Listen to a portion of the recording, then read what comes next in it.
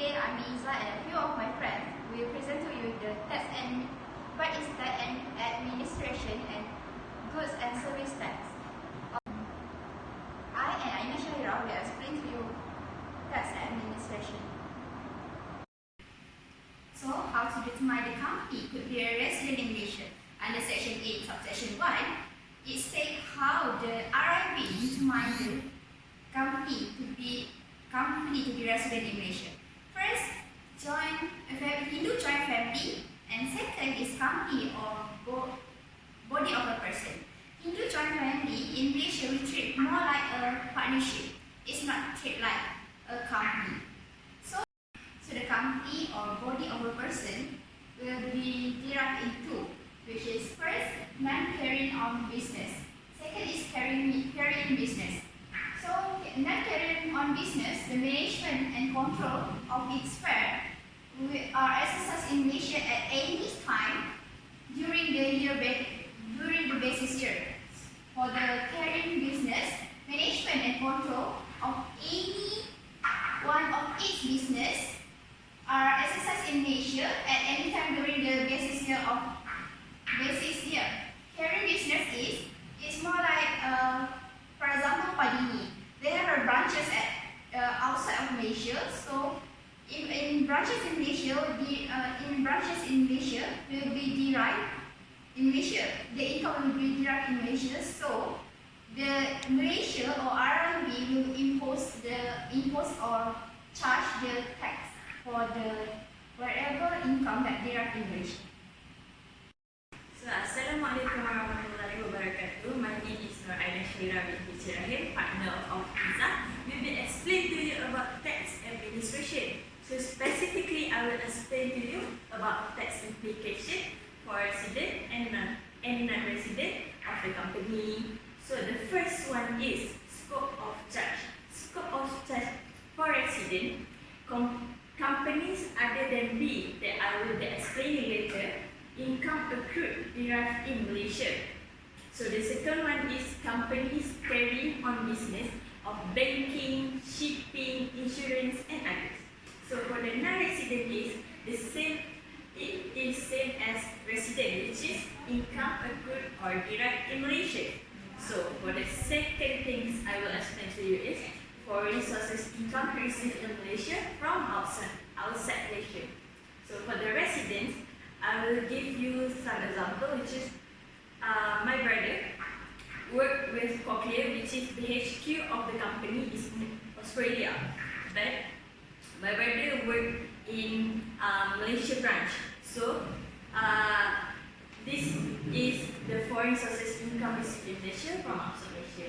So the difference between resident and non-resident is income. For the residents, income is credited to an exempt income account, but for non-resident, it cannot be credited into exempt income account. So the third one is I will explain for business income.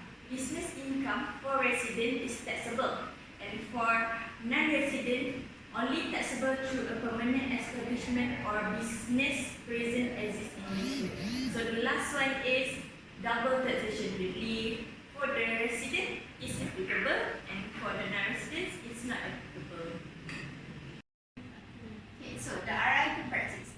How the RIB will determine the company resident status. First, place where the annual general meeting were held. Second, the minutes of the board of director meeting. Third, the location of the board of director meeting. Fourth, the company's letterhead. So the company's letterhead will state where the address of the company. So what is the type of tax return used by the company? Tax return form used by the company is a Form C. With the effect of the YA 2008, the taxpayer may authorize tax agent in writing to submit his return through the electronic filing or Form EC. Form EC for the company. And its made and he is deemed to recognize of its content the date of the acknowledgement by the DG, which is transmitted electronically, deemed submission date of the written. So the hard copy of the tax return must be printed and signed by the taxpayer and need to be kept 7 years. Then the records, all of the documents that include in e-filing must be admissible as evidence. And then the tax return form needs to be submitted within 7 months of the closing date. This is a crucial part for the company, which is in a self-assessment system, SAS. So the procedure, there is 3 steps in this procedure need company to apply. So the first step is estimation of tax. So in estimation of tax, there will be furnishing tax estimate, which is company need to submit the document prescribed form CP204 within 30 days. So the second one is basis of estimate. Basis of estimate is IRB will then issue notice of installment payment when the company complete the CP204. The third one is revising the estimate. This is depends whether the company need to make it or not. So the notice is CP206 will be issued by IRB when the company need to revising the estimate.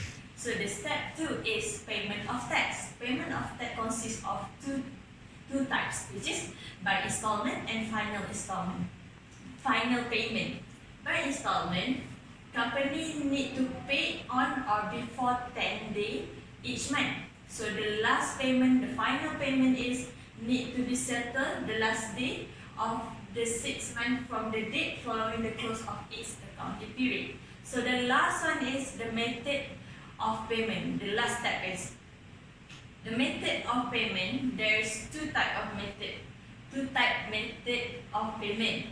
The first one is by post and the second one is by payment in a counter.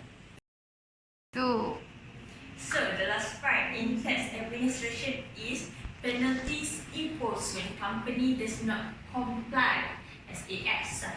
So there are 2 offences in this, which is failure to furnish income tax return for the first YA, and the second one is failure to furnish income tax return for the second YA and more. So the first YA, the penalties will be charged is 200 ringgit Malaysia to 20,000 ringgit Malaysia, or imprisonment or both. So the second is 300% of tax payable in lieu of prosecution. So for the failure to furnish income tax return for second YA or more, the first one is RM 1,000 ringgit to 20,000 ringgit or imprisonment or both, and 300% of tax liability. So the second one will be the second penalties that will be charged is same as the first YA, which is 300% of tax payable in lieu of prosecution. So that's all.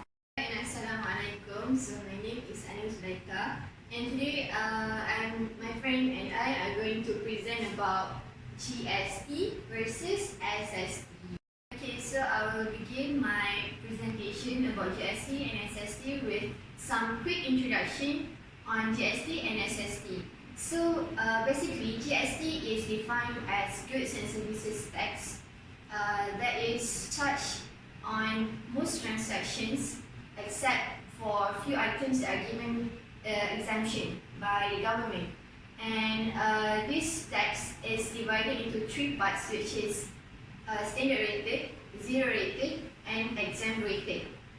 And what is SST? SST is sales and service tax that is charged on the sales and service tax. This tax is 2 separate tax that will be charged on different level and on different parties. Okay, so as you can see, this is how the sales tax is charged to the parties, which is the manufacturer. Okay, next is service tax. Service tax is the tax that is charged by the service provider, such as food and beverages, that will charge the tax of 6% towards the consumer and the business. Okay, so this is one example of how we are calculating the service tax. So as you can see, this is a restaurant invoice. Restaurant invoice is an invoice or receipt that is given by the restaurant, such as if you go to Izzah, they will give you this kind of receipt. Okay, so as you can see, this is how we calculate. We have stick, Pepsi, and subtotal is 60 ringgit. And we have service charge at 10%, which equals to 6 ringgit. So we have a new subtotal of 66 ringgit. So we calculate our service tax of 6%. We'll get 3.96 ringgit, and the total will be 69 ringgit 96 cents. So service charge and service tax are two different things. Service tax will go towards the custom, while service charge is the service service charge that is charged by the restaurant towards the customers. Okay, next we have another example, which is hotel invoice.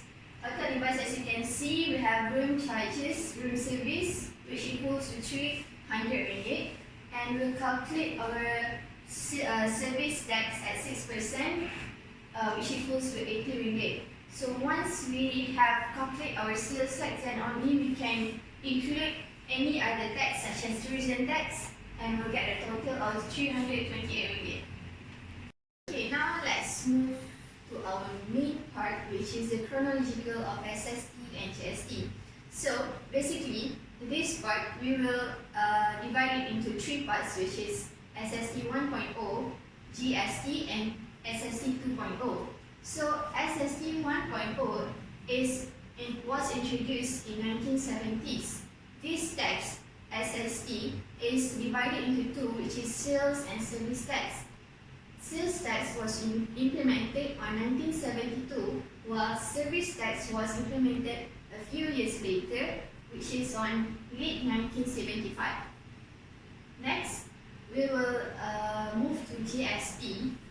GST was introduced to replace SST, which has been implemented in Malaysia for several decades. So, GST was introduced on 1st April 2015. GST, the reason why this GST was introduced is actually because of the company, our country is seeking for additional revenue to set off the deficit in our oil and gas. So basically what happens in our revenue and in our oil business is that our country is having a deficit in its revenue. So our government is taking the initiative to find new revenue, additional revenue, to overcome this problem and to reduce our independence on revenue from Petronas. So early on the late 2009, the Parliament was in the Parliament. This GST was introduced towards the Parliament, but due to some criticism, it was delayed. Then, after it was introduced by our former Prime Minister, Dato' Sri Najib Tun Razak, it managed to overcome the problem in oil business, and it was even he was even get compliment from our previous ALCOM, since GST has brought a lot of income to our country.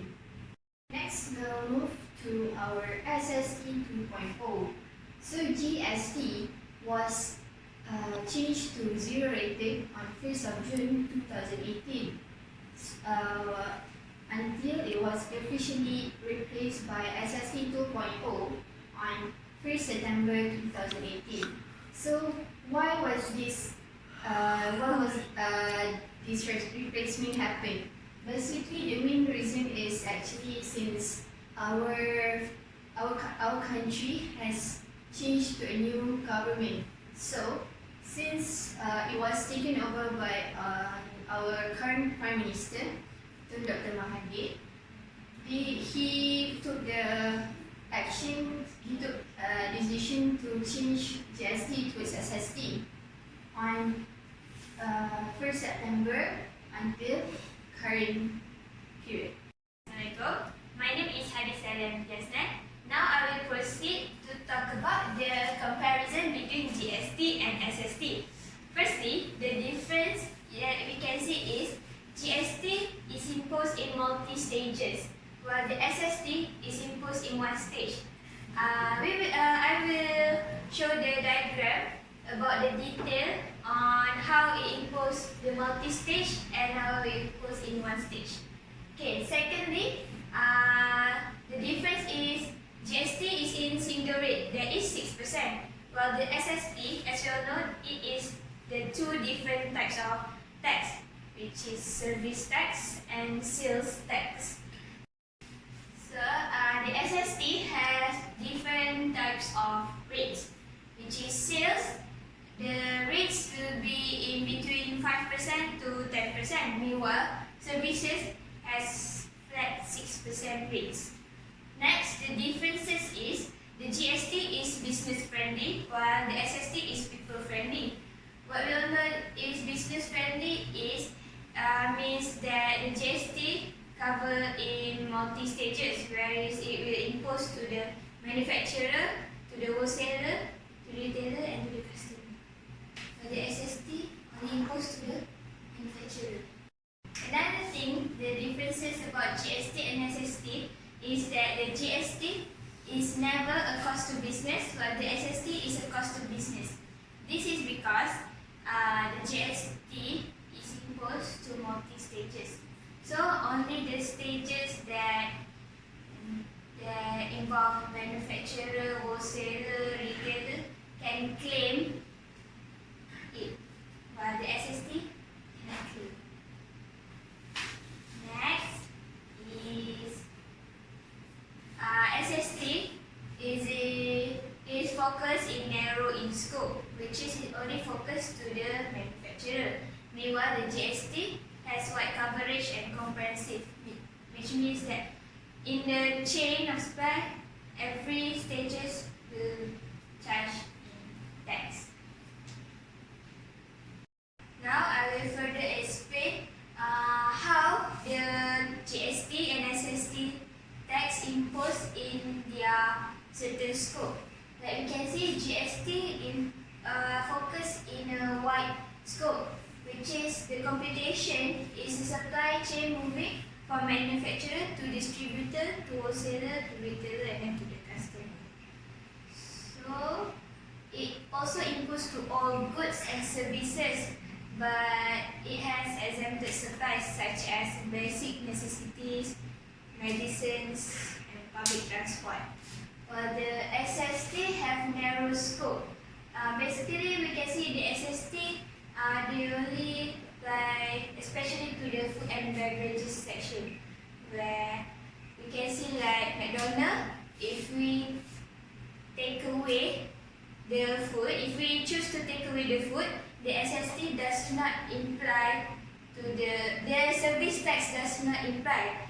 Meanwhile, if we dine in there, the service tax will be applied. But meanwhile, the SST have a narrow scope, which basically we can see in food and beverages section, whereby we take example as McDonald's. If we take away the food at McDonald's, the service tax does not imply to the customer. If we dine in the food at the McDonald's, the service tax will be applied to us. So that's the difference when the service tax is